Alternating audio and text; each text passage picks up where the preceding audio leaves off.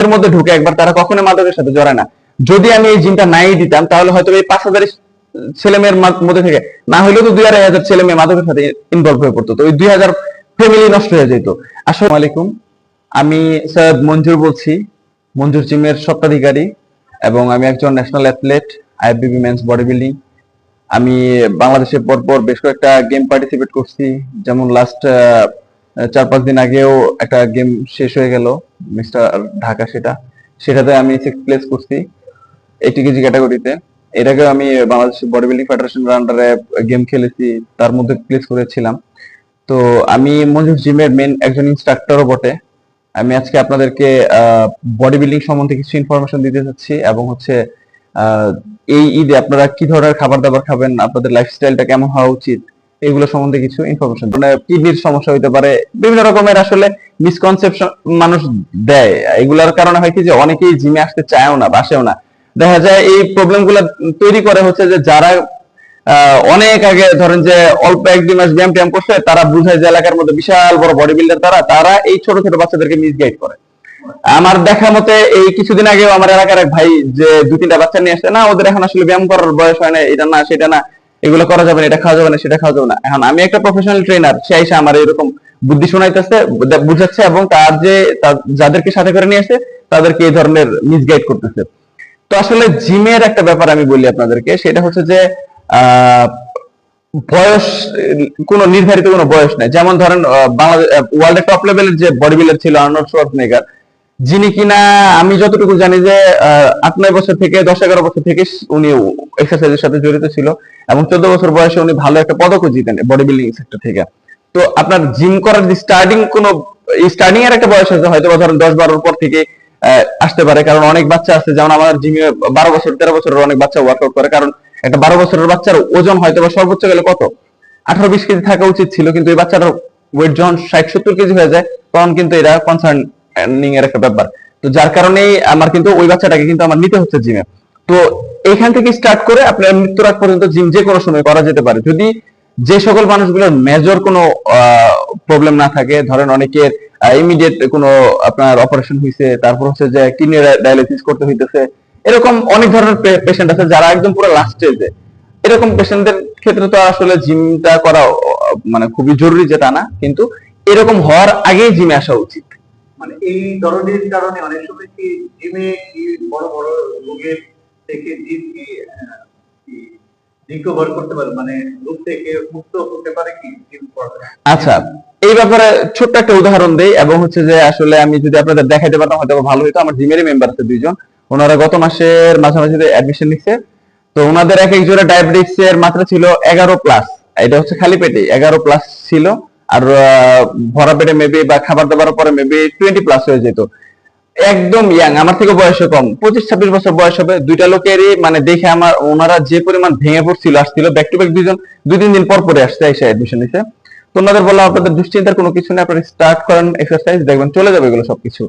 তো যেই কথা সেই কাজ, তারা স্টার্ট করলো। স্টার্ট করার পরে মনে হয় 15 দিনের মধ্যে ওনাদের ডায়াবেটিস একদম টোটালি 4-এর নিচে চলে আসছে। ওনারা যে এত খুশি, আমি প্রথম যেদিন ওনাদের দেখলাম চোখ টোক একদম পুরো কালো হয়ে গেছে, ফিটনেস দেখে মনে হইতেছে ওনারা মানে বাঁচবেই না, হয়তো বা ওনারা জীবনের উপর আশা ছেড়ে দিচ্ছে।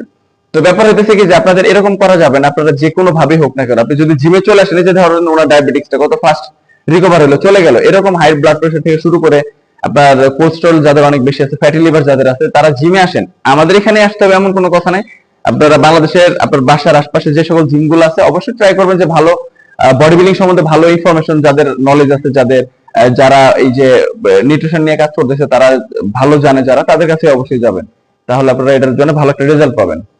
আপনি এই পেশা অন্যান্য পেশা ছেড়ে জিম কেন করছেন, এবং আপনি কেন জিমে আসছেন, কখন আসছেন, কেন আসছেন, কিভাবে আসছেন? আচ্ছা, থ্যাংক ইউ। তো ব্যাপার হচ্ছে যে আমি মূলত বডি বিল্ডিংটাকে কখনোই ওইভাবে পেশা হিসেবে নিব, এটা কখনোই ভাবিনি, আমি চিন্তা ভাবনা করিনি। আমি মূলত হচ্ছে যে ট্যুরিজম এন্ড হসপিটালিটি ম্যানেজমেন্টের ব্যাকগ্রাউন্ডের একটা স্টুডেন্ট। আমি যখন আসলে স্কুলে পড়তাম, আমি এমনিতে স্কুলে পড়ি, এবং হচ্ছে ঢাকা কমার্স কলেজ থেকে এইচএসসি শেষ করি, এবং হচ্ছে আইবিএটি থেকে আমি গ্রাজুয়েশন শেষ করি।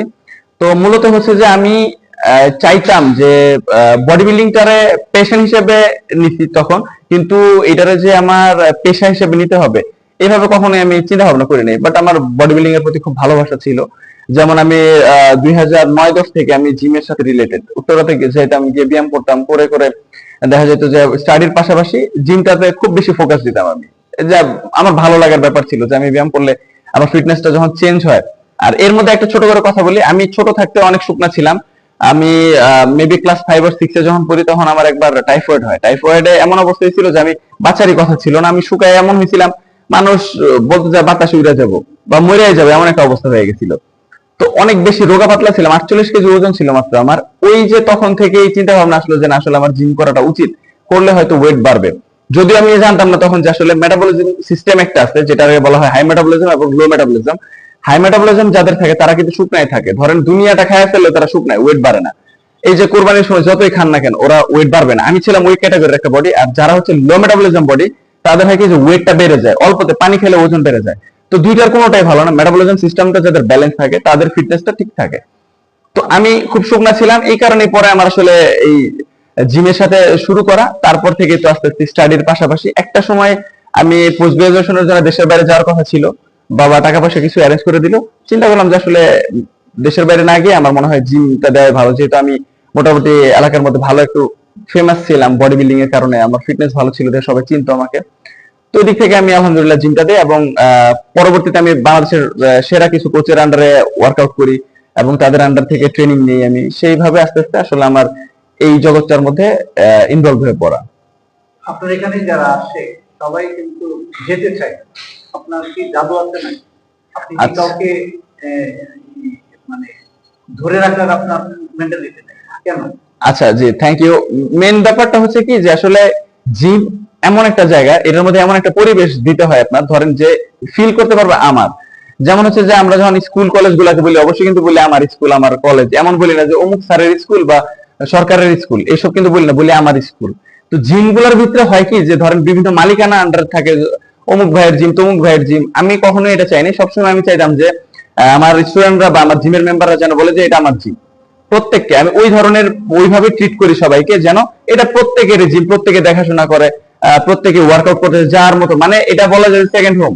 একটা মানুষের আপনার হয়তো বাসা থেকে, বাসায় যেভাবে স্বাচ্ছন্দ্য বোধ করেন, আপনি আপনার মতো থাকতেছেন, ঘুমাইতেছেন, ওইরকম জিমটা ওইরকম, আপনি সবকিছু আপনার মতো করে ইউজ করতে পারতেছেন। বাট অবশ্যই একটা গাইডলাইন যেটা আমি দিয়ে থাকি, ডায়েট প্ল্যান, ওয়ার্কআউট প্ল্যানটা আমি প্রপার ডায়েট প্ল্যান, ওয়ার্কআউট প্ল্যানটা দিই, এবং প্রত্যেকেরই প্রপারলি এই জিনিসগুলো দিয়ে তাদেরকে ট্রেন আপ করে থাকি। এবং হচ্ছে যে প্রত্যেক মাসে তাদের ডায়েট প্ল্যান, ওয়ার্কআউট প্ল্যান গুলো চেঞ্জ করে দেই। এবং তাদের আসলে সবচেয়ে বড় কথা হচ্ছে কি বেনিফিটের যে একটা ব্যাপার আছে, আপনি টাকা দিচ্ছেন, সময় দিচ্ছেন, যদি আপনি মাস শেষে যদি লাভবানই না হন, যদি বেনিফিটই না পান, তাহলে আপনার কাছে কেন আসবে? আসলে মূলত আমার এখানে প্রত্যেকটা মেম্বাররা তারা খুব প্রপার বেনিফিটটা পাচ্ছে, তাদের টাকাটা সৎভাবে ব্যয় হচ্ছে, যার কারণে। এবং আমার সাথেও খুব ভালো একটা আন্ডারস্ট্যান্ডিং হয় সবার, যেহেতু আমি আসলে বয়সগত দিক থেকে অনেক বয়সে কম, এবং হচ্ছে যে সবার খুব কাছের হইতে পারি, খুব অল্পে আমার সাথে সবাই মিশে যায়, সবার সাথে ভালো একটা বন্ডিং তৈরি হয়, এই কারণেও হয়তো বা সবাই থেকে যায় আমার এখানে। আর আপনি সবাইকে বলেন, কিন্তু আপনি বলেন না যে আমার এখানে আসবে, মানে আপনার এখানে অনেক সময় বলেন না কেন, আপনার এখানে বলতে চান না কেন? আচ্ছা, এটার ব্যাপার হচ্ছে কি যে দেখেন, ভালো যে জিনিসটা, ধরেন আমার আশপাশে আরো অনেকগুলো জিম আছে, আমার কিন্তু অনেক দূর দূরান্ত থেকে মানুষজন আসে, এবং তাদের আশপাশেও বেশ কিছু জিম থাকার পরে মানুষ আসে। আমি আসলে মেনশন করতে চাচ্ছি না কত দূর থেকে মানুষজন আসে, অনেক দূর থেকে আসে। তো ব্যাপার হচ্ছে যে এখানে আমি এই কারণে বলি না, ধরেন কথার কথা, আমরা যখন পুরান ঢাকার ওই যে বিরিয়ানি, নানা বিরিয়ানি খাইতে যাই, এত দূরে কিন্তু যাই আমরা খাওয়ার জন্য, আমরা এই যে টঙ্গীগাছিপুর থেকে এত দূর থেকে মানুষজন যায়, কারণ কি? তার জিনিসটা ভালো, খাবারটা ভালো, এই জন্যই। তারা কিন্তু মার্কেটিং করতেও আসে না বা আমাদের এলাকায় পোস্টারও লাগায় নাই। ওই রকম কিন্তু আমার জিমেরও ব্যাপার, আমি কখনোই পোস্টারিংও করি না বা কাউকে কখনো বলিও না যে আপনারা আসেন। তবে হ্যাঁ, আমি অবশ্যই সবাই উদ্বুদ্ধ করি যে আপনার ফিটনেস সম্বন্ধে সচেতন করি সবাইকে। আর যারা আমার এখানে আসে, দেখা যায় যে তাদের মাধ্যমে কেউ কারো না কারো মাধ্যমে আসে, যে একটা ছেলে বাইরে হাঁটতেছে, তার ফিটনেসটা ভালো, ভাই কি ব্যাপার, ফিটনেস এত সুন্দর কিভাবে হলো এত তাড়াতাড়ি? ও বলে ও অমুক জিমে আসছি, অমুক ভাইয়ের আন্ডারে থাকি, বা তার ট্রেন আপের কারণে এমন। তো এইভাবে আসলে একজনের মাধ্যমে আরেকজন শুনে শুনেই তারা ইন্সপায়ার হয়ে আসে আমার এখানে। আপনার তো আগে ছোট ছিল, এখন দিন দিন বড় হচ্ছে এবং আপনার আরো হয়তো প্ল্যান আছে। তো আপনার কাছ থেকে আমরা যে বিষয়টা, যে কোরবানির গরু মাংস অথবা যে মানে অধিক মাংস খাওয়ার পরে এফেক্ট হতে পারে, সেটার জন্য আমরা আজকে আপনার সাথে কথা বলেছি। কিন্তু দিন শেষে মানে আপনি যে আপনি এমনিও বলেন যে এমনিতেই বলেন যে যে কোনো জায়গায় যে জায়গায় আসুন সেই জায়গায় যেন জিম করে। তা আপনি জিমের পক্ষে, আপনার এক কথা হচ্ছে জিম বাংলাদেশের মানুষ সবাই সুস্থ থাকুক, পৃথিবীর মানুষ সবাই সুস্থ থাকুক, আপনার এই এটাই কি আপনার মাইন্ডসেট নাকি? জি, আসলে আমার মেসেজ একটাই সবার কাছে, যে আসলে সবাই সুস্থ থাকেন। আমি কিন্তু জিমটাকে, বডি বিল্ডিংটাকে এখনো ওইভাবে পেশা হিসেবে, মানে আপনার ইনকাম সোর্স হিসেবে আমি নিয়ে নেই যে আমার জিম থেকে প্রচুর টাকা আর্ন করতে হবে, ইনকাম করতে হবে, এরকম কোনো কিছু নাই যে আমার মানে এনি হাও আমার টাকাই শুধু কামাইতে হবে। এটা কিন্তু আমার আসলে মুখ্য উদ্দেশ্য না। আমার মুখ্য উদ্দেশ্য হচ্ছে, আপনাকে আমি একটু যদিও বলি আমাদের এরিয়াটা সম্বন্ধে, যে একটা সময় ছিল যখন আমাদের এখানে আশেপাশে প্রচুর মাদকের ছড়াছড়ি ছিল। অনেক ছোট ছোট ছেলেরা যারা কিনা মাদকের সাথে জড়ায় পড়তেছিল। তো আমি তখন ওই চিন্তা ভাবনা করলাম যে আসলে জিমটা এখানে যদি আমি ওইভাবে দিই, তাহলে আমার আশপাশের, আসলে আমি আমার এলাকার নামটাই বলতে চাচ্ছি না, আশপাশের বেশ কিছু এরিয়া আছে যেগুলোতে প্রচুর পরিমাণ মাদকের ছড়াছড়ি ছিল, যে ছোট ছোট বাচ্চা ছেলেরাও ইনভলভ হয়ে পড়তো। তো আমি যখন জিমটা দিলাম, দেওয়ার পরে মানে আমার মাথা থেকে ওইভাবে আসলো যে জিমটা যদি দিই, এই ছেলেগুলা হয়তো কিছু সংখ্যক ছেলে তো অ্যাটলিস্ট মাদক থেকে বেঁচে আসবে। তো আসলে আলহামদুলিল্লাহ একটা জিনিস ভালো, যে আমি জিমটা দেওয়ার পরে এ পর্যন্ত প্রায় অ্যারাউন্ড 5,000 মতো স্টুডেন্ট ভর্তি হয়েছে। এর মধ্যে প্রায় 4,000 প্লাস হচ্ছে একদম ছোট ছোট বাচ্চা, ইয়াং জেনারেশন। তো যারা কিনা জিমের মধ্যে ঢুকে একবার, তারা কখনো মাদকের সাথে জড়ায় না। যদি আমি এই জিমটা নাই দিতাম, তাহলে হয়তো এই 5,000 ছেলে মেয়ের মধ্যে থেকে না হলেও তো 2,500 ছেলে মেয়ে মাদকের সাথে ইনভলভ হয়ে পড়তো। তো ওই 2,000 ফ্যামিলি নষ্ট হয়ে যেত। আসলে প্রত্যেকটা ছেলে, আমি এই কারণে অলওয়েজ বলে থাকি যে জিমে, আমার জিমে আসতে হবে এমন কোনো কথা নেই। জিম এমন একটা জিনিস, বা এই ফিটনেস এর যে জায়গাটা, এটা এমন একটা জিনিস, আপনি ওয়ার্ল্ডের যে কোনো মাদকের থেকে বড় মাদক যদি বলেন এইভাবে। কারণ হচ্ছে কি, এডিকশন, এই বডি বিল্ডিং এর সাথে যে এডিক্টেড হয়ে পড়ো, সে আর পৃথিবীর অন্য কোনো মাদক ছুঁয়েও দেখবে না। এবং এটা কিন্তু ভালো একটা এডিকশন, যে কিনা এর সাথে জড়িত থাকার কারণে তার পরিবারটা ভালো থাকতেছে, তার ফিটনেসটা ভালো থাকতেছে, তার মাইন্ড সাথ থাকতেছে। আর ব্যায়াম করার মানে যে খালি শরীর ঠিক থাকা তা না, আপনার মাইন্ড ফ্রেশও হওয়া। তো আপনি কি সব মানে আপনি সবার অভিভাবকদের বলবেন যে আপনার বাচ্চাদেরকে অসামাজিক কর্মকাণ্ড এবং মাদক থেকে বাচ্চাদেরকে যারা খেলাধুলা করবে তাদেরও যেমন প্রয়োজন, যারা এই বসে থাকে বাচ্চারা পোল্ট্রি মানে যারা যেটাকে বলে অনেকে ব্রয়লার মুরগির মতো হয়ে ব্রয়লার যেতেছে মুরগির মতো জিমে। হয়ে যাচ্ছে, তাদেরকে বিশেষ করে আপনি কি আমন্ত্রণ জানাচ্ছেন? জি জি জি, অবশ্যই অবশ্যই। এখন ব্যাপার হচ্ছে কি, দেখেন, বাসায় বা আশপাশে খেলাধুলার কোনো মাঠ নাই, কোনো কিছুই নাই, কিন্তু এলাকার অলিগলিতে অনেক ছোট ছোট খুপড়ি খুপড়ি জায়গা আছে যেগুলোর মধ্যে খুব সহজে মাদক সেবন করতে পারতেছে, বাসার ছাদে মাদক সেবন করতে পারতেছে। তো বাচ্চাদেরকে, তাদের পরিবারের সন্তানদেরকে, ভাই বোনদেরকে যদি এগুলা থেকে সেভ করতে হয়, অবশ্যই যে কোনো একটা জিমের আন্ডারে দিতে হবে। তারা জিমে গেলে হবে কি, একসাথে অনেক বড় পরিসরে প্লেস, যেমন আমাদের জিমটা মোটামুটি প্রায় 5,000 স্কোয়ার ফিট, এখানে অনেক ছেলে মেয়ে ওয়ার্কআউট করতেছে। ছেলেদের জন্য আলাদা জোন, মেয়েদের জন্য আলাদা জোন, ছেলে মেয়ের একসাথে অনেকেই যার যার মতো ওয়ার্কআউট করতেছে। দেখা যায় যে একসাথে এতগুলো মানুষ দেখে তারা ইন্সপায়ার্ড হয়, যারা এত সুন্দর সুন্দর বডি ফিটনেস হয়েছে, আমারও তো এমন হওয়া উচিত। কিন্তু যে ছেলেটা মাদকের সাথে আসক্ত, ওর কিন্তু এগুলোতে ম্যাটার করে না। সো এই ছেলেগুলো যেন মাদকের মধ্যে না জড়ায় পড়ে, আগে থেকে বাবা মার আরো দায়িত্ব নেওয়া উচিত, দায়িত্বশীল হওয়া উচিত। তাদের নিজে তাদের বাচ্চাদেরকে জিমে এনে ভর্তি করে দেওয়া উচিত। আমার এখানে অনেক গার্ডিয়ানদেরকে আমি স্যালুট জানাই, তারা খুব ছোট ছোট বাচ্চাদেরকে তাদেরকে জিমে দেয়। হয়তোবা তার মাস শেষে আমরা কিন্তু চার্জ রাখি মাত্র 1,000 টাকা। 1,000 টাকায় আপনার সন্তানটা ভালো একটা ভবিষ্যৎ পাচ্ছে। আর আপনার ছেলেটা যদি মাদকের সাথে জড়ায় যায়, তার মাসে 50,000 টাকা দিলেও তার মাদকের চাহিদা শেষ হয়ে যাবে না। তো আপনার হয়তোবা ওই 50,000 টাকা সেভ করার মানে সেভ করতে গেলে 1,000 টাকা আপনার জিমে দেওয়া ফার বেটার। তো এই জন্য আপনাদের সন্তানদেরকে আমি বারবারই বলবো, আপনারা আমার জিমে দিতে হবে এমন কোনো কথা নেই, আশেপাশে যে কোনো জিমে দেন, তবে অবশ্যই ভালো একটা জিমে আপনারা দিবেন, এটা একটু দেখে শুনে নিয়ে দিবেন। খেলোয়াড়রা কেন জিমের প্রয়োজন বোধ করে?